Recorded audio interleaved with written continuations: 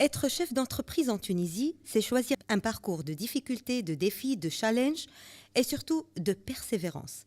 C'est un parcours différent des autres. C'est celui de Madame Rachida Jabnoun. C'est une histoire de femme simple qui a toujours voulu réaliser ses rêves, qui a toujours eu un objectif, une vision, un challenge. Et j'ai passé la plupart de mon temps à débattre des défis, que ce soit à l'échelle personnelle, humaine, économique ou sociale. La première étape de ma vie, c'était d'abord la mère de famille. Et j'étais aussi à la tête d'un petit groupe de sociétés, dont la société Maya Plus. On a alors instauré les produits d'accueil en Tunisie.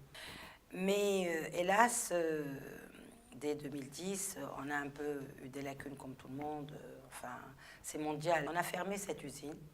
Ça ne nous a pas freinés. On est passé sur un autre volet.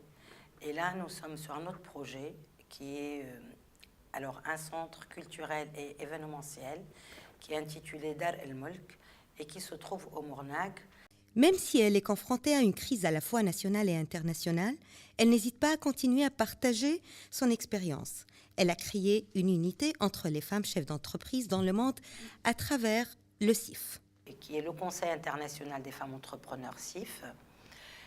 Et puis aussi, en l'occurrence, et avec le soutien de quelques amis qui ont cru à cette idée, à ce projet. On est apolitique, à but non lucratif. On s'autofinance de soi-même. On n'a jamais eu un fonds, on n'a jamais eu de sponsor. C'est de l'autofinancement féminin. Sa seule motivation reste son amour pour la Tunisie. Moi, je suis tunisienne.